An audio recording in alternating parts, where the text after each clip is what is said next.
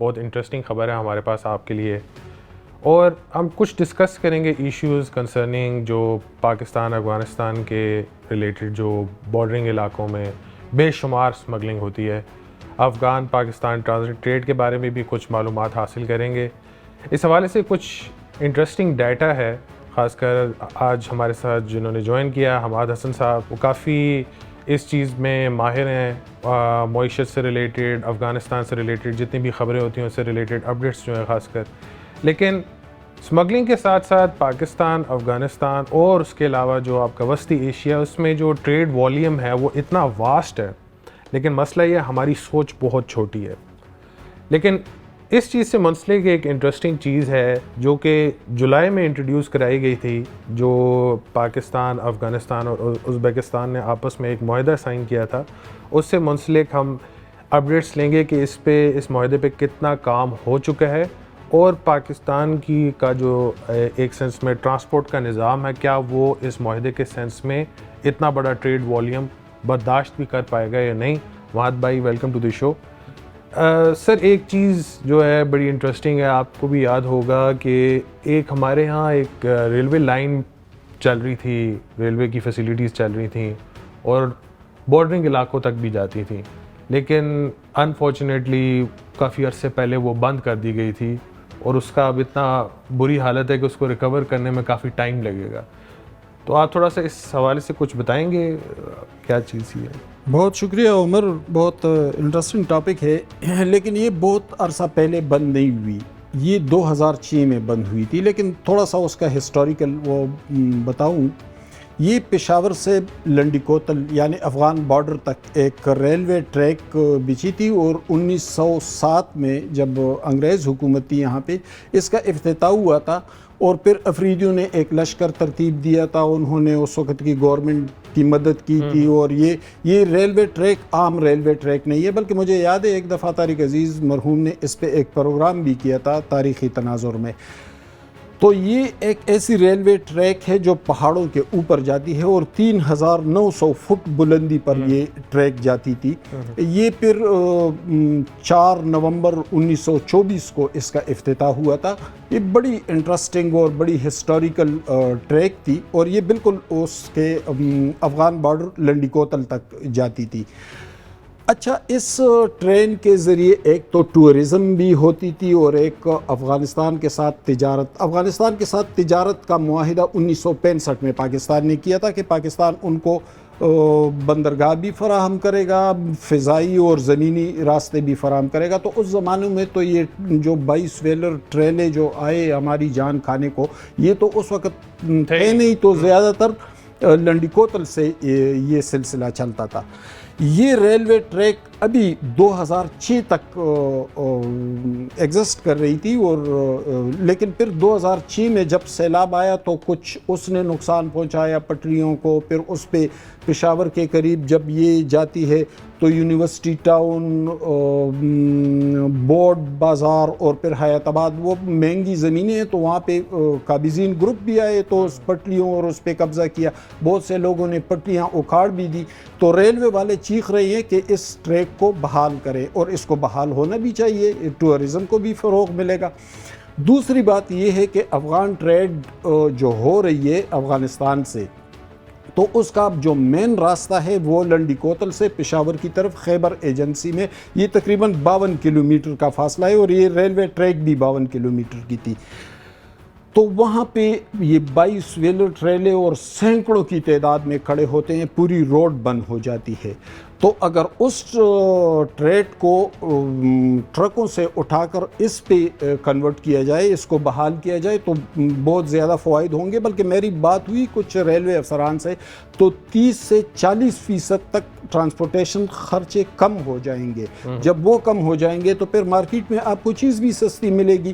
دوسری بات یہ ہے کہ جو غیر قانونی دھندے ہوتے ہیں، اسمگلنگ ہوتی ہے، تو اس کا تدارک بھی کیا جائے گا. بلکہ اس کو پھر بعد میں جلال آباد تک پھیلایا جا سکتا ہے. اور ایک اور منصوبہ جس کا آپ نے ذکر کیا، PUC، پاکستان ازبکستان افغانستان، وہ سلسلہ بھی اگر بعد میں شروع ہو جائے تو.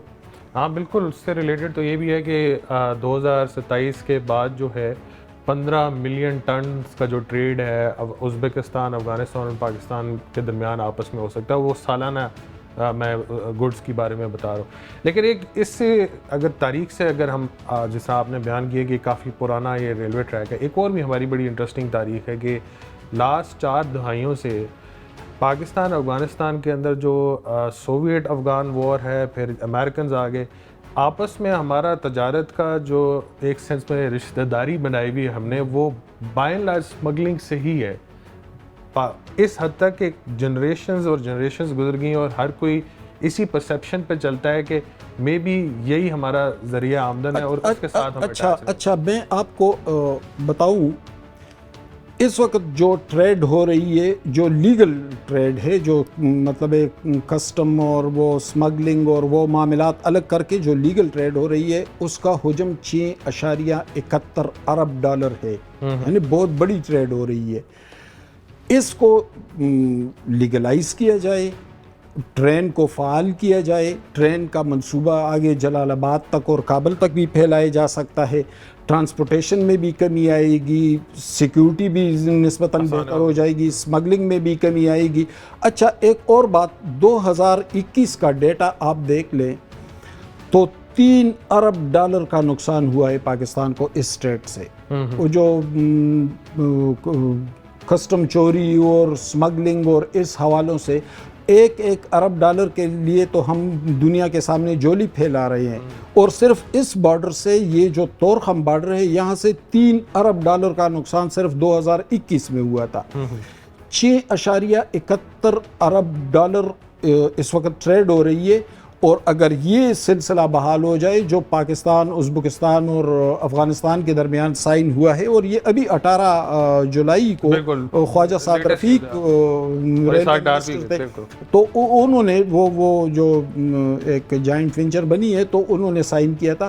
اگر یہ سلسلہ فعال ہو جائے تو یہ جو 6.71 ارب ڈالر کی ٹریڈ ہے، یہ 20 ارب ڈالر تک جم کر جائے گی، اور ہماری معیشت پر اس کے بڑے اچھے اثرات پڑیں گے. ایک اور بات آپ کو بتاؤں، ریلوے کو اس حد تک غیر فعال بنا دیا گیا ہے کہ ریلوے کراچی سے سامان اٹھاتی ہے، وہ پشاور کے قریب نوشہرہ ڈسٹرکٹ میں ازاخیل ڈرائی پورٹ جو ہے، وہاں پر وہ سامان اس سے اتارا جاتا ہے، پھر وہی سامان ٹریلوں میں بھر کر وہ ٹریلے اسے لے کر افغانستان جاتے ہیں. تو آپ اندازہ لگا لیں کہ وہ لوڈنگ ان لوڈنگ کا جو خرچہ آتا ہے، ٹرانسپورٹیشن چینج ہو جاتی ہے، تو ایک چیز کتنی مہنگی ہو جاتی ہے اور کتنی مشکل ہو جاتی ہے. تو اگر ریلوے کو فعال بنایا جائے تو اس کے بہت زیادہ فوائد ہوں گے. اور آپ نے بات کی ٹورزم ڈے کے حوالے سے، تو یہ ٹریک جہاں سے گزرے گی، اچھا لنڈی کوتل سے 40 کلومیٹر کے فاصلے پر تیرا ہے، بالکل، یعنی کوئی تیرا نہیں گیا. یہ پشاور سے 1 گھنٹے کا فاصلہ ہے، 1.5 گھنٹے کا. اتنا خوبصورت ترین مقام ہے کہ آپ ناران کو بھول جائیں گے، لیکن اس کو بھی ڈیولپ کیا جا سکتا ہے. پھر آگے کے جو علاقے ہیں، اور ٹورزم کو بھی فروغ دیا جا سکتا ہے، ٹریڈ کو بھی اور ٹورزم کو بھی، بشرطے کہ ریلوے کو فعال بنایا جائے. اس میں ایک اور چیز جو فیکٹر پلے کر رہی ہے وہ یہ ہے کہ افغان طالبان کی جو آپ کی گورنمنٹ ہے افغانستان میں اس ٹائم پہ، ان کو انٹرنل اور جو بیرونی لیجٹمیسی ہے اس کا بہت زیادہ فقدان ہے، پرابلم آ رہی ہے اس سے ریلیٹڈ. اور آپ نے جس طرح پچھلی دفعہ بھی مینشن کیا تھا کہ ان کے آپس میں سرکلز جو ہیں اتنے زیادہ یونائٹڈ نہیں ہیں.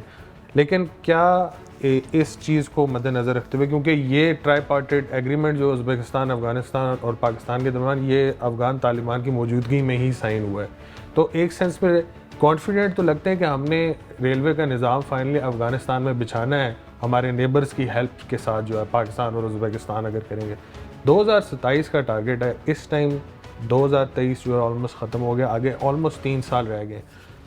پاکستان میں اتنا پوٹینشیل ہے اس ٹائم پہ جو سچویشن ہے کہ ہم اس پورے نظام کو بچھا سکیں اپنے اینڈ تک، ایٹ لیسٹ خیبر ایجنسی تک ہی ریلوے دوبارہ بحال کر دیں. دیکھیں، ایک تو جو پی یو سی ہے، پاکستان، ازبکستان، افغانستان، وہ سلسلہ، اس کے لیے تو کچھ world bank, Asian development bank, Islamic bank, کچھ ادارے، انٹرنیشنل ادارے اس کے لیے فنڈنگ کر رہے ہیں، اور تقریباً 5 ارب ڈالر کا تخمینہ ہے اس پہ. لیکن اہم ترین بات امن کی ہے. اچھا، جب طالبان نے اس ایگریمنٹ کو سائن کیا ہے تو مطلب ہے انہوں نے کانفیڈنس تو فراہم کر دیا، اور دیکھیں میں نے اس دن اس پہ لکھا بھی تھا کہ طالبان کو ہم سمجھنے میں غلطی کر رہے ہیں. وہ ٹھیک ہے ان کے اندر کچھ نہ کچھ جرمز تو پرانے ہیں لیکن وہ ترقی کے مخالف نہیں ہے بلکہ اس کی طرف ان کا ایک غیر محسوس طریقے سے رجحان بڑھتا جا رہا ہے. جو چائنیز آئے ہیں افغانستان میں اور اربوں کے پروجیکٹس لے کر آئے ہیں خصوصاً یہ منرلز کے حوالے سے اور نیچرل ریزروائرز کے حوالے سے دوسرے حوالوں سے, تو ایک تو وہ ہے اور ایک اس ایگریمنٹ کو انہوں نے سائن کیا. جب انہوں نے سائن کیا تو پھر وہ سیکورٹی بھی فراہم کریں گے. اس طرف ازبکستان ہے اور یہ سلسلہ ازبکستان کے شہر ازمیر یہ ترمز سے بڑا تاریخی شہر ہے. ترمز ہمارے ایک روحانی حوالے سے ترمزی احادیث کی ایک مشہور کتاب بھی ہے. تو یہ ترمز سے ہو کے کراچی تک جائے گا. آپ سوچ لیں کہ 3 ممالک کو یہ کنیکٹ کرے گا اور ان کی معیشت پر, ان کی تجارت اور ٹریڈ پر کتنا اثر پڑے گا اور ان کے ٹورزم پر کتنا اثر پڑے گا. تو ایک بہت اچھا منصوبہ ہے اس کو اگر روبہ عمل لایا جائے. انٹرسٹنگلی 2027 میں اس روٹ کا ٹارگٹ ہے کمپلیشن کا, اور اس سے منسلک کوئی بھی اب فردر اپڈیٹس ہوں گی ہم آپ کے ساتھ ضرور شیئر کریں گے.